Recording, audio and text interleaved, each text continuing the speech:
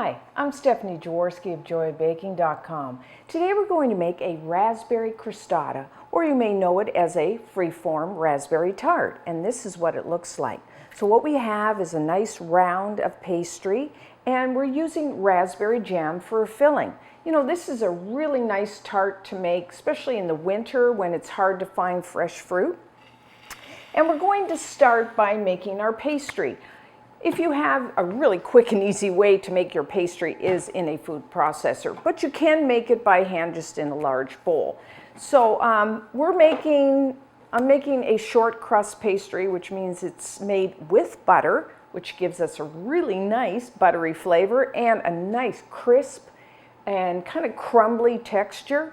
So the first thing you will need is 1 1/4 cups, which is 175 grams of all-purpose flour. You may know that as plain flour. And to that, I'm going to add about 1 tablespoon, 15 grams of granulated white sugar. And then we need salt, 1/2 teaspoon, 2 grams of salt. If you're doing this by hand, just take a whisk and whisk all your ingredients together. I'm just going to process this until they're combined. Simple enough. And then you will need butter, and you will need 1/2 cup, 113 grams of cold butter. Make sure it's cold. And I like to cut it in these small pieces because we are going to blend the flour in, or the butter into the flour until it's like really coarse crumbs.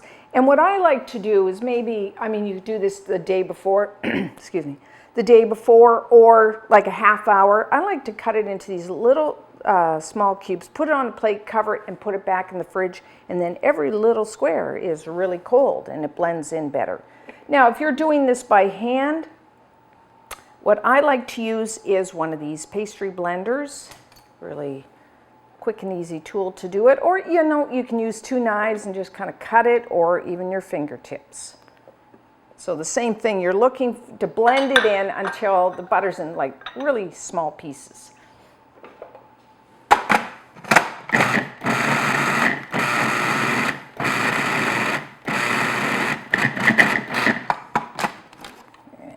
Just a touch more.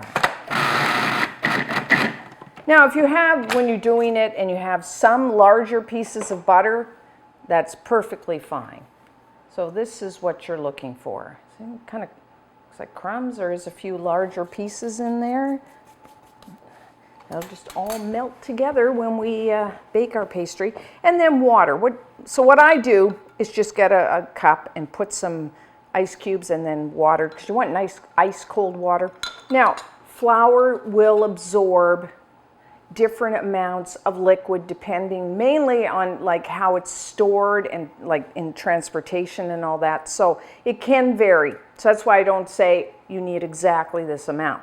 So I find 3 to 4 tablespoons. Never add it all at once. So I'm going to add, almost 3, and then we'll pulse it and then check it. So what you're looking for when you process it, you don't want to process it to the point where it's a big round of dough. You want it kind of like still loose, and then when you kind of put it together with your fingers, it will hold together. So don't get too carried away with it. You're processing here. Just pulse it.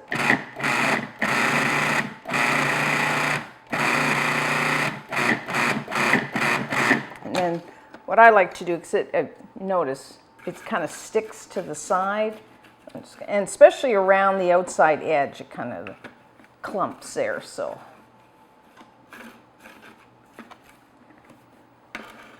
good idea to check it. Let's do it a little more.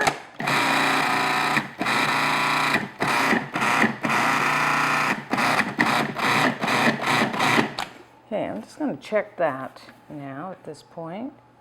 Let's scrape down that side. It's still a little dry, as you can see. It's starting. So I'm going to add, I'm not going to add much, maybe like 1/2 tablespoon.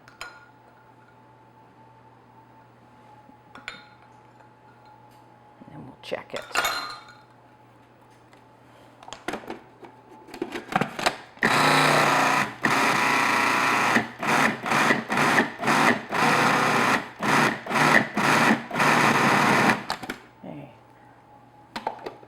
Okay, that's good. So we're starting to clump. So now I just have a round, or just a sheet of plastic wrap here, sticking to my counter. And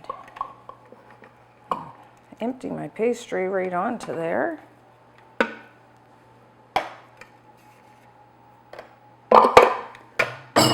And then what I do, I just use the ends of my plastic wrap to kind of bring it together, like so. And then I'm just going to form it into a round. Of course, the larger the round, the less you will have to roll later. Because what we're going to do now is just round, and then I'm going to cover it and chill it until it's firm. And that will take, usually, you know, how cold is your fridge? A half an hour to an hour. And if you wanted to, you could make this even the day before. And you can even go so far as to make it and freeze it for a month or two, and then you can just defrost it in the fridge overnight. I mean, if you wanted to make extra and just have a round of pastry in your freezer, you can do that. So I'm just going to wrap this up, put it in the fridge, and when we come back, we will roll out our pastry. So now we're ready to roll out our pastry, but first preheat your oven to 400 degrees Fahrenheit, which is 200 degrees Celsius, and then have a baking sheet ready. I like to line it with parchment paper. You could instead just butter it or even spray your pan with one of those nonstick sprays. And then we're ready to roll out our pastry. You want to flour your counter and pastry there. And then rolling pin. I like to flour my rolling pin.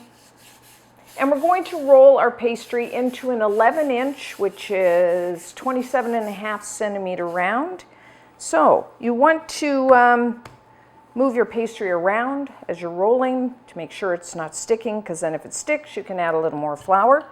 And if you found when you're rolling, it's kind of really cracking, it might be a little cold, you could either just let it sit on the counter, you could take your rolling pin and kind of bang it, and that will soften it. Conversely, if you find that it is tearing, sticking, it might not be cold enough, and you could just wrap it up and put it back into the refrigerator.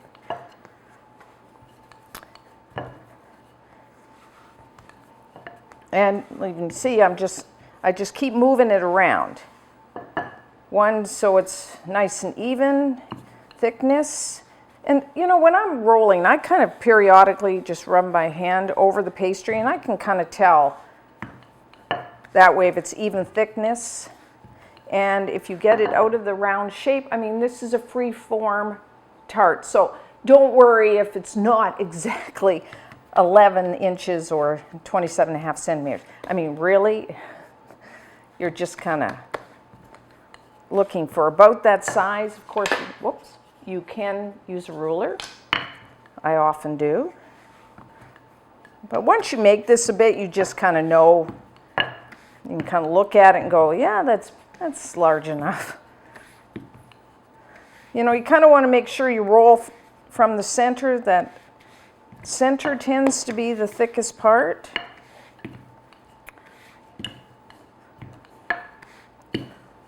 But, you know, it's kind of a rustic tart, so, it doesn't have to be perfect, but we will use our ruler and see. Yeah, it's pretty close. I'm going to even it up just a little, and I'm going to go with that. Okay. That's good. So now, when you want to transfer, what I use is my rolling pin. I just go like this and roll it up. And I usually have a pastry brush. You just use your hand. And so if you had a lot of extra flour on your pastry, you could just brush that off as you roll it up, and then take your baking sheet and unroll it. And typically at this point, because when you're rolling it, you're softening your pastry, I like to cover it and put it back in the fridge, because we will be spreading our jam, and you don't want your pastry too soft. So while the oven's preheating, I'm going to put this back just to firm it up a little bit, and when we come back, we're just going to spread our jam on there and we'll bake our tart. So now we're ready to spread our jam on our pastry. So you will need about, 3/4 of a cup, which is 225 grams of a raspberry jam. Now I'm actually using homemade raspberry jam, and there is a recipe along with the video on how to make that. You could just use a commercial, a good quality one that you like.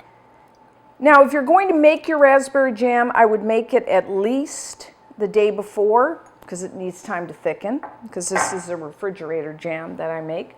But you could make it up to 10 days in advance. And of course, this is a raspberry tart, so I am using raspberry jam.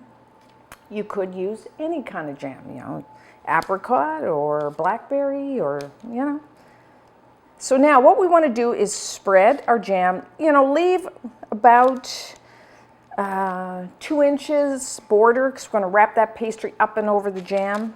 So that's about 5 centimeters. I am not going to get my ruler out. I'm just going to eyeball this. And, if you wanted to use a little more, a little less jam, I'll leave that up to you. But you want like a nice thick layer. And of course, when we bake this, the jam is cooked. We don't have to worry about that. So really what we're doing is, you're cooking your pastry. So there we have it. So now I'm just going to wrap that pastry and kind of, fold it as we go around. Kind of makes it look pretty. Plus, we go around and you can tell my pan is non-stick and that parchment paper is sliding. Okay, and if it rips, which mine did, just kind of pinch it because we don't want that jam to leak out. Okay, that looks good. I'm just going to make sure I seal that up so it doesn't leak out. Sometimes it does, that's why we have that parchment paper. So there, that looks good. And then what I like to do is take a little bit of cream.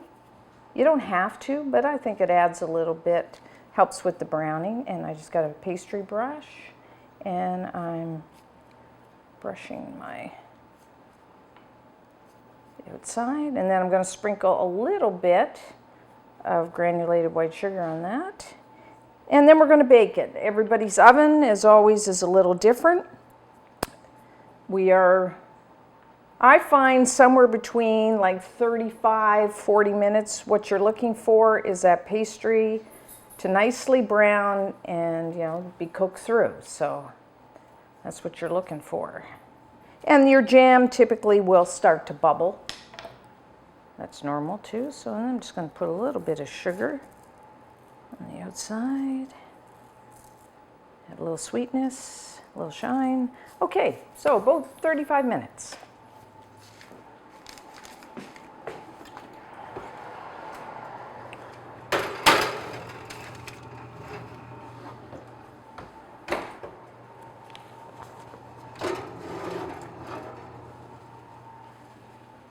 Okay, our Raspberry Crostata is now done. Doesn't it look gorgeous? And the whole kitchen just smells of raspberry. So great. So now I put the pan on a wire rack. I'm just going to let it cool. As you can see, the jam is bubbling, so a little hot to try. So when it cools off, we will come back and I will try a piece. So now we're ready to serve our tart. You can just serve it plain. If you like, you can dust the top with some powdered sugar. Kind of makes it look pretty. Like so. Okay, and cut a slice. Jam is still a little soft because I didn't let it cool down too much. Take a little share. Yeah.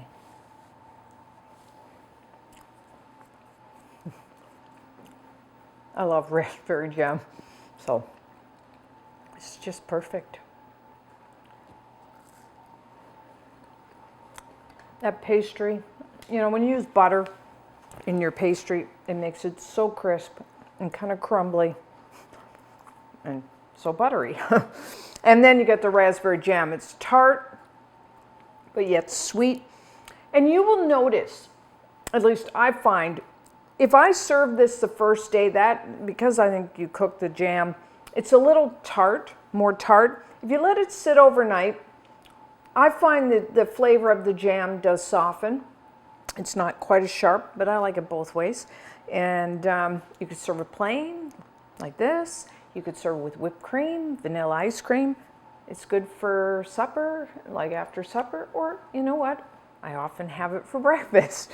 So try it. And until next time, I'm Stephanie Jaworski of JoyBaking.com.